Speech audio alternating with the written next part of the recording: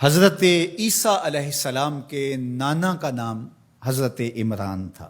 حضرت عمران کے ہاں اولاد نہیں تھی۔ ان کی زوجہ حضرت حنہ سلام اللہ علیہا، پیغمبروں کا خاندان ہے، پیغمبروں کی صحبت ہے، تو وہ بھی صبر شکر کر کے اللہ کی رضا پہ راضی تھی۔ گھر کے صحن کے اندر دوپہر کے وقت چارپائی بچھائے ایک درخت کے نیچے قیلولہ کرنے لگی تو ایک منظر دیکھا کہ درخت پر ایک چڑیا نے گھونسلہ ڈالا ہوا تھا اور اس نے بچے دیے ہوئے تھے۔ وہ کہیں سے اڑ کے جا کے دانا اٹھا کے لاتی اور بچہ چونچ کھولتا اور ماں اس کی چونچ میں دانا ڈال دی۔ چڑیا کے بچے کے ساتھ چڑیا کی محبت کو دیکھا تو حضرت حنہ کا دل چوٹ کھا گیا اور بارگاہ عزدی میں عرض کی، مالک تو نے جانوروں کو بھی بچے دیے ہیں اور وہ ان سے پیار کر رہے ہیں، تیرے دربار میں کیا کمی ہے اگر تو مجھے اولاد عطا کر دے۔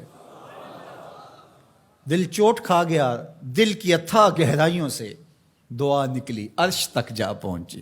اللہ نے حضرت حنہ کو کرم نوازیوں سے مالا مال کر دیا۔ حضرت حنہ نے کہا، اے اللہ جو میرے بطن میں ہے میں تیرے گھر کے لیے اس کو وقف کرتی ہوں۔ جب ولادت کے لمحے آئے تو حضرت حنہ زوجہ عمران نے بیٹی کو جنم دیا تو پریشان ہو گئیں کہ مالک یہ تو بیٹی ہے، میں نے تو اس کو مسجد اقصیٰ کے لیے وقف کیا ہے اور وہاں سارے مرد ہیں، ایک لڑکی جب جوان ہوگی تو اس کو وہاں کیسے چھوڑ سکوں گی، منت میری کیسے پوری ہوگی۔ بہت پریشان ہوئی منت کی تکمیل کا سوچ کے کہ مالک یہ تو بیٹی ہے۔ آواز آئی، پریشان ہونے کی ضرورت نہیں حنہ، جو تو نے بیٹی جنم دی ہے ایسے تو بیٹے بھی نہیں ہوتے۔ اس بیٹی کا نام کیا رکھا گیا؟ مریم سلام اللہ علیہا۔ بیٹی جوان ہو گئی تو منت یاد آئی کہ اب اس کو بیت المقدس میں ہم نے وقف کرنا ہے۔ پریشانی ہوئی کہ اب 300 حجرے ہیں جن میں مرد ہی مرد ہیں، ایک تنہا عورت کیسے وہاں رہے گی؟ تو یہ سوچا کہ کوئی بوڑھا بزرگ ہو جس کی کفالت میں ان کو دیا جائے تو وہ ان کی دیکھ بھال کرے، ضروریات کو پورا کرے۔ تو بہت سارے لوگ اس سعادت کے لیے تیار ہو گئے۔ پھر قرعہ ڈالا گیا، قرعہ فال نکلا حضرت زکریا علیہ السلام کے نام۔ اللہ کے جلیل القدر پیغمبر اور رشتے میں خالو بھی لگتے تھے، کہا یہ سعادت میرے ذمہ رہی، اور چونکہ ان کے ہاں بھی اولاد نہیں تھی انہیں کہا ٹھیک ہے ہم اسے بیٹی بنا کے اس کا خیال رکھیں گے۔ حضرت زکریا علیہ السلام نے ایک حجرہ مختص کیا حضرت مریم کے لیے اور ان کی ضروریات کو پورا کرتے، کھانا دیتے۔ جب کہیں جانا ہوتا تو حجرے کو باہر سے تالا لگا کے چلے جاتے، افطار کے وقت یا رات کو گئے ہیں تو سحری کے وقت پھر آ جاتے۔ ایک دن حضرت زکریا علیہ السلام تالا لگا کے کہیں گئے کام، واپس آتے ہوئے دیر ہو گئی اور افطار کے لمحے گزر گئے، بہت پریشان ہوئے تو خیر سامان لے کے تیزی سے پہنچے اور آ کے دروازہ کھولا، وجد عندہا رزقا، تو دیکھا بے موسم پھل پڑے ہوئے ہیں۔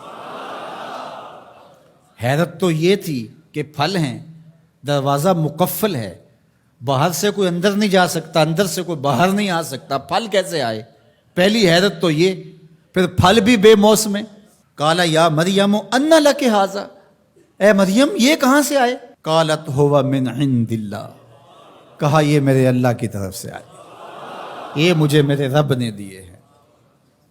ان اللہ یرزق من یشاء بغیر حساب، وہ جس کو چاہتا ہے بغیر حساب کے عطا کرتا ہے، اس کے لیے کوئی مشکل نہیں ہے۔ جو ماں کے پیٹ میں بچے کو رزق دیتا ہے، انڈے میں چوزے کو رزق دیتا ہے، وہ حجرہ مریم میں مریم کو رزق نہیں دے سکتا؟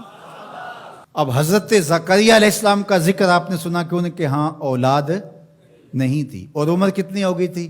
120 سال، اور آپ کی زوجہ کی عمر 100 سال ہوگی، تو اب تو امید بھی ختم ہو گئی اولاد کی۔ لیکن جب بے موسم پھل دیکھے نا تو اندر چھپی ہوئی امید کی موہوم سی جو چنگاری تھی وہ بھڑک اٹھی، اور حضرت زکریا نے ہاتھ پھیلا لیے، ہنالک دعا زکریا رب، مالک جب تو مریم کو بے موسم پھل دے سکتا ہے، میرے شجر عمر پر اولاد کے آنے کا موسم بیت گیا ہے، لیکن مالک کیا تو مجھے بے موسمی اولاد نہیں دے سکتا؟